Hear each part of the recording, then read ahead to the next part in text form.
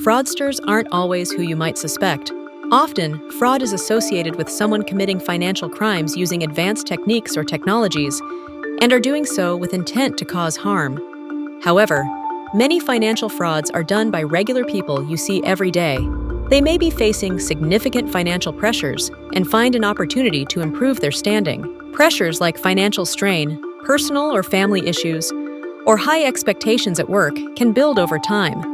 Seeing an opportunity to commit fraud can be tough to resist, especially if there's a lack of oversight and internal controls within their organization. For instance, the belief that one is underpaid, because in some cases they are underpaid.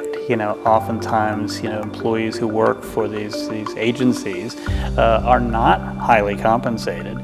And that can take on part of the rationalization. I'm underpaid, I'm doing this for a not-for-profit, whereas I could be making more money in a commercial sector. Therefore, it's okay if I do the following. I could steal, what have you, fraud. Once someone realizes no one's really managing these grants effectively, that creates this additional opportunity then for someone involved with that grant to realize that and say, hey, I can benefit from this lack of infrastructure, this lack of internal controls.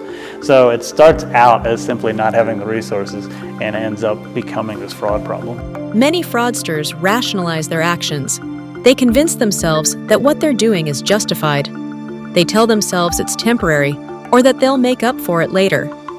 This combination of pressure, opportunity, and rationalization, known as the fraud triangle, creates the perfect environment for fraud to occur. By better understanding who commits fraud and why they do it, we can develop stronger internal controls to prevent fraud from happening in the future.